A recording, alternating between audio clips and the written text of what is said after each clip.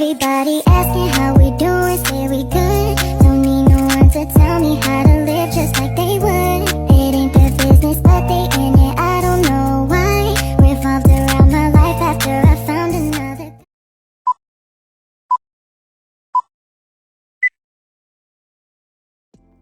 Assalamualaikum warahmatullahi wabarakatuh. Perkenalkan kembali, nama saya Kesyandara Kolbia dari Program Studi Administrasi Bisnis. Di sini saya akan membahas mengenai Pancasila sebagai ideologi asli Indonesia. Pertama-tama dapat kalian lihat daftar isi di sini. Yang pertama, Pancasila sebagai ideologi asli Indonesia. Yang kedua, teks Pancasila. Ketiga, sejarah pembentukan Pancasila. Keempat, 5 prinsip Pancasila sebagai landasan Indonesia. Yang kelima, peran Pancasila sebagai ideologi Indonesia. Yang keenam, pengaruh Pancasila sebagai sistem pemerintahan di Indonesia. Selanjutnya yang ketujuh yaitu penerimaan dan pengakuan internasional. Yang kedelapan, tantangan dan harapan. Dan yang terakhir yaitu contoh-contoh penerapan Pancasila sebagai ideologi asli Indonesia. Yang pertama yaitu Pancasila sebagai ideologi asli Indonesia. Pancasila adalah ideologi asli Indonesia dan dasar negara Indonesia. Pancasila ditetapkan sebagai dasar negara Indonesia melalui Piagam Jakarta pada tanggal 1 Juni 1945. Filsafat ini muncul dari perjuangan para pendiri Indonesia untuk mendirikan negara yang merdeka dan berdaulat. Pancasila diterjemahkan menjadi 5 prinsip dalam bahasa Sanskerta. 5 sila Pancasila adalah ketuhanan yang Maha Esa, kemanusiaan yang adil dan beradab, persatuan Indonesia, demokrasi yang berlandaskan kebijaksanaan dalam permusyawaratan dan perwakilan, serta keadilan sosial bagi seluruh rakyat Indonesia. Konsep-konsep tersebut menjadi inti filosofis dan ideologis negara Indonesia. Selanjutnya, Pancasila sebagai ideologi Indonesia mewakili identitas nasional yang mencakup banyak suku, agama, budaya, dan bahasa di seluruh Indonesia. Pancasila mengajarkan nilai-nilai persatuan, keadilan, dan keberagaman yang menjadi landasan dalam mewujudkan masyarakat yang adil, harmonis, dan berkeadilan bagi seluruh rakyat Indonesia. Pancasila juga menjadi landasan dalam menjaga stabilitas politik, sosial, dan ekonomi di Indonesia. Prinsip Pancasila mengedepankan kesetaraan, keadilan, partisipasi masyarakat, dan kesejahteraan. Pancasila juga mengedepankan hak asasi manusia, pluralisme, dan kebebasan berekspresi. Yang kedua yaitu teks Pancasila. Sila pertama yaitu ketuhanan yang Maha Esa. Sila kedua yaitu kemanusiaan yang adil dan beradab. Sila ketiga persatuan Indonesia. Sila keempat kerakyatan yang dipimpin oleh hikmat kebijaksanaan dalam permusyawaratan perwakilan. Dan sila kelima yaitu keadilan sosial bagi seluruh rakyat Indonesia. Yang ketiga, sejarah pembentukan Pancasila. Prelude kemerdekaan Indonesia. Pada tahun 1945, Indonesia memproklamasikan kemerdekaan setelah puluhan tahun penjajahan Belanda. Proklamasi tersebut menjadi tonggak awal bagi perumusan ideologi negara yang akan memandu arah pembangunan bangsa yang baru merdeka. Situasi politik dan perang Bung Karno. Bung Karno atau Soekarno sebagai proklamator kemerdekaan memiliki peran kunci dalam merumuskan ideologi negara. Dalam situasi politik yang tegang, Bung Karno bersama Bung Hatta dan tokoh-tokoh nasionalis lainnya berusaha mencari landasan ideologis yang dapat menyatukan Indonesia yang beragam. Selanjutnya, Sidang Badan Penyelidik Usaha-Usaha Persiapan Kemerdekaan Indonesia atau bisa disebut dengan BPUPKI. Pada tahun 1945 terbentuk BPUPKI yang bertugas menyusun dasar negara. Sidang BPUPKI menghasilkan konsep negara berdasarkan Pancasila dengan peran Profesor Dr. Supomo sebagai ketua sidang yang memimpin penyusunan teks Pancasila. Penyusunan teks Pancasila. Teks Pancasila disusun dalam suasana perdebatan dan musyawarah, mencerminkan keragaman pandangan dan latar belakang budaya yang ada di Indonesia. Para pendiri negara memadukan nilai-nilai lokal, humanisme, dan nilai-nilai universal dalam merumuskan Pancasila. Selanjutnya, Proklamasi Pancasila. Pada 1 Juni 1945, Pancasila secara resmi diumumkan oleh Soekarno sebagai dasar negara Indonesia dalam pidato di hadapan BPUPKI. konstituante, dan pembakuan Pancasila. Proses pembakuan Pancasila terjadi pada saat sidang konstituante tahun 1945 yang menghasilkan pembukaan UUD 1945 yang memuat Pancasila sebagai dasar negara. Selanjutnya, yang keempat, 5 prinsip Pancasila sebagai landasan Indonesia. Pada sila pertama, ketuhanan yang Maha Esa, yaitu prinsip yang menegaskan bahwa adanya kepercayaan kepada Tuhan yang Maha Esa, saling mengakui keberagaman serta menghormati hak setiap individu untuk menganut agamanya masing-masing. Pada sila kedua, yaitu kemanusiaan yang adil dan beradab, yaitu prinsip yang menekankan pentingnya hak asasi manusia serta setiap individu memiliki nilai dan hak yang sama tanpa adanya diskriminasi.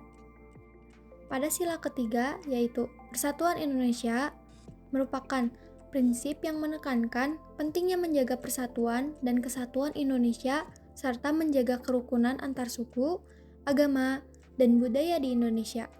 Pada sila keempat, kerakyatan yang dipimpin oleh hikmat kebijaksanaan dalam permusyawaratan perwakilan, yaitu prinsip yang menekankan pentingnya demokrasi dalam pengambilan keputusan dan partisipasi aktif masyarakat dalam proses pengambilan keputusan baik melalui musyawarah maupun perwakilan. Pada sila kelima, keadilan sosial bagi seluruh rakyat Indonesia, yaitu prinsip yang menekankan pentingnya pembagian kekayaan dan kesempatan secara adil, serta menekankan pentingnya mengurangi kesenjangan sosial dan memastikan kesejahteraan bagi seluruh rakyat Indonesia. Selanjutnya, peran Pancasila sebagai ideologi Indonesia. Sebagai identitas nasional, Pancasila menjadi pijakan yang kuat dalam membangun kesadaran dan akan kebangsaan dan memperkuat jati diri bangsa Indonesia. Sebagai dasar negara, Pancasila memberikan arah, panduan bagi negara dalam menjalankan tugas-tugasnya. Sebagai persatuan dan keadilan, Pancasila menjadi landasan untuk menjaga persatuan dan mengurangi kesenjangan sosial di Indonesia. Selanjutnya, kebebasan beragama. Pancasila memberikan jaminan hak asasi manusia, termasuk kebebasan beragama sehingga setiap individu dapat menjalankan agama sesuai dengan keyakinannya. Pembangunan nasional. Pancasila mendorong pemerintah untuk menciptakan kebijakan yang memperhatikan kesejahteraan seluruh rakyat Indonesia. Terakhir, harmoni dalam keberagaman. Pancasila mendorong masyarakat Indonesia untuk hidup dalam berharmoni dan saling menghormati sesama. Yang keenam, pengaruh Pancasila sebagai sistem pemerintahan di Indonesia. Sebagai dasar hukum, sistem pemerintahan Indonesia didasarkan pada nilai-nilai Pancasila, termasuk prinsip persatuan, keadilan sosial, partisipasi masyarakat, dan keberagaman. Sebagai sistem demokrasi, Indonesia memiliki sistem pemerintahan demokratis dengan pemilihan umum dan partai politik yang berperan dalam mewakili kepentingan masyarakat.